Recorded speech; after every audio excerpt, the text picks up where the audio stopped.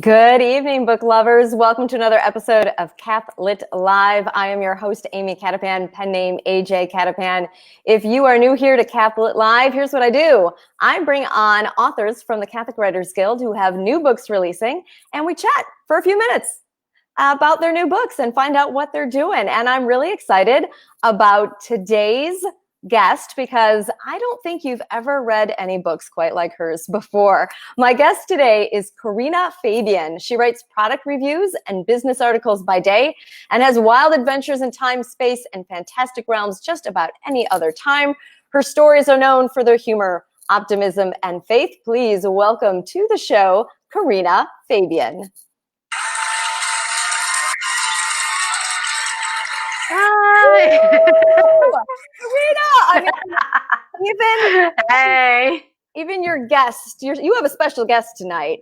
Yes, I do. This is Mucutus. Let's talk about the 2-pound cow in the room. No. Tell us who you're I self-publish as Laser Cow Press, and there's a story behind that. When I was at a live Catholic Writers Conference, Michelle Buckman and I were talking about long-winded descriptions of things. And she said, why would anyone want to spend pages just talking about the cows? And I said, unless they have laser beams on their heads. And so that is what inspired Mucutus. He's got his little laser beam. There we go. And this is now the name of laser beam. Now the name of your publishing company. And that is my publishing company, yeah. All right, wonderful. Just me. I'm not publishing anybody else. I don't want that kind of responsibility. Sometimes our own work is enough. Okay, the new book is called If Wishes Were Dragons, right? Yes. Okay, tell us about that. Give us your little 30-second intro to the book. All right, If Wishes Were Dragons is the second in the Dragon Eye PI series. The first one is Murder Most Picante. Vern is a dragon who had an encounter with St. George and is now under the employ and the protection of the Catholic Church. And in If Wishes Were Dragons, he's actually hanging out with some of his gaming friends from our world when one of them accidentally makes a wish on a genie's lamp that they have an adventure together.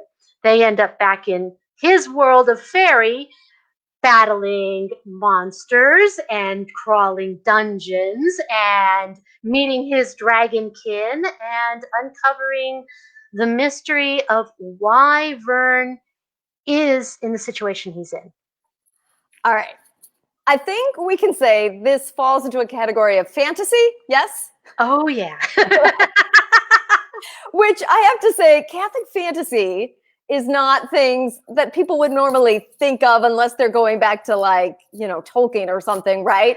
Mm-hmm. That there are people nowadays actually writing Catholic fantasy. I think there's sometimes this wish for years gone by, about the old days. But no, there's people writing it now. And so let's go back to this whole idea of your dragon, Fern, is under the employ and protection of the church. Can we talk about that for a second? Tell me how that's happening.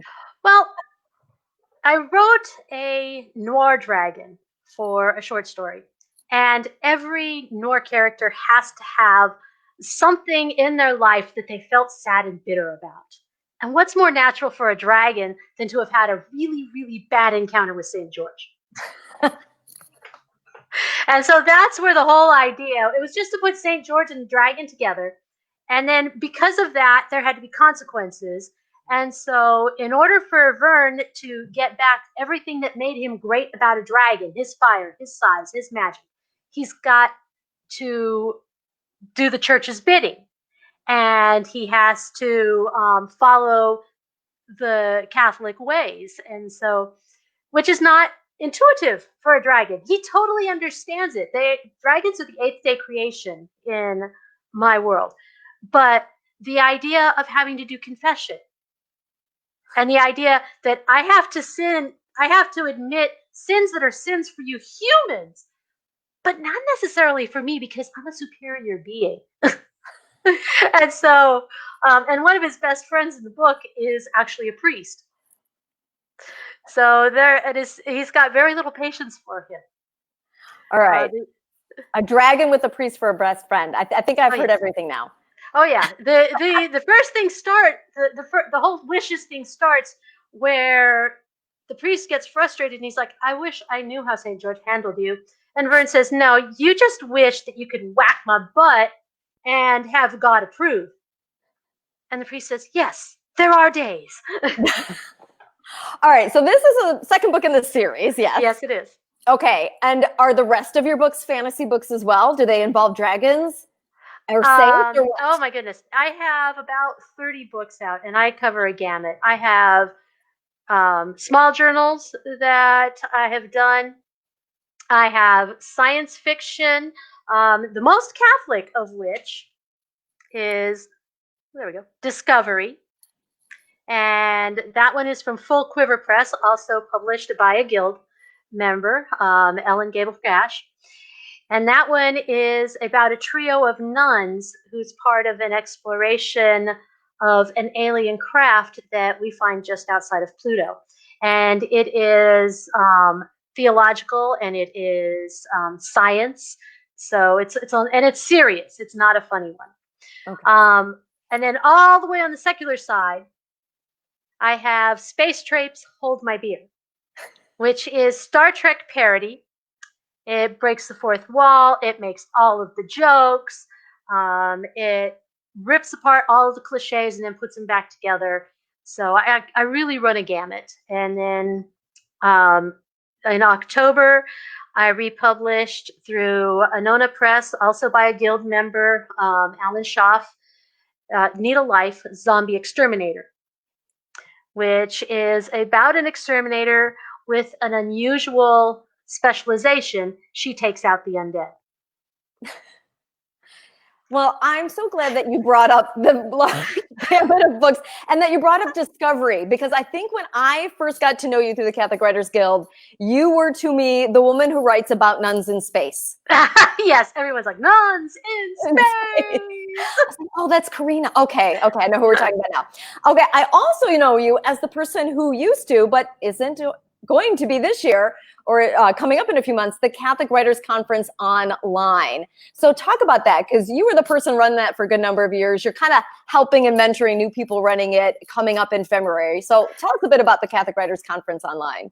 All right. Well, about 10 years ago, a bunch of us decided that we needed a way for us Catholic writers to get together, but we didn't have the money for a big traveling conference. And so we went online. And the Catholic Writers Conference was born.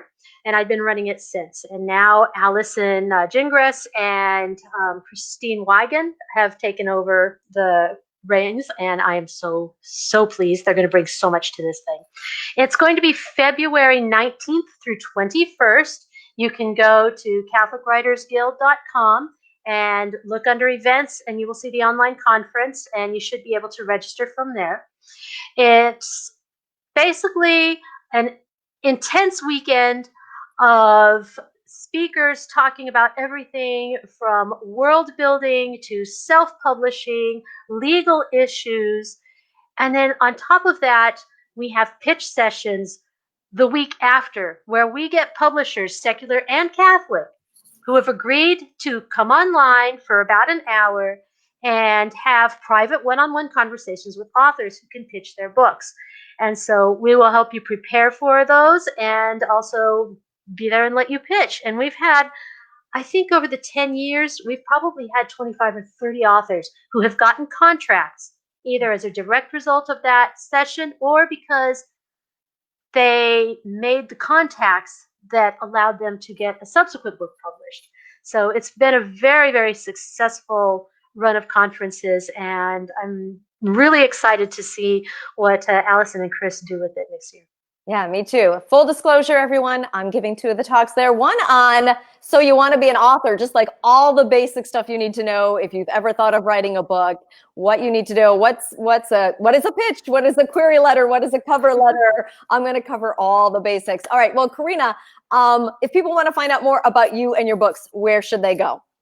They should go to KarinaFabian.com, which, there we go, there's my finger. It's just right there. Follow along. Very good. Well, thank you so much for joining me today, Karina. Thank you. This was a lot of fun. And the cow says yes. Yes, very good. All right, we're going to say goodbye to Karina, and I'm going to wrap up here, guys, with just by reminding you, if you enjoyed this episode of Cath-Lit Live, please like, subscribe, pass it on to other people, let them know about Cath-Lit Live if they enjoy Catholic fiction and nonfiction. I should have another interview coming up next week, so stay tuned. In the meantime, everyone, happy reading.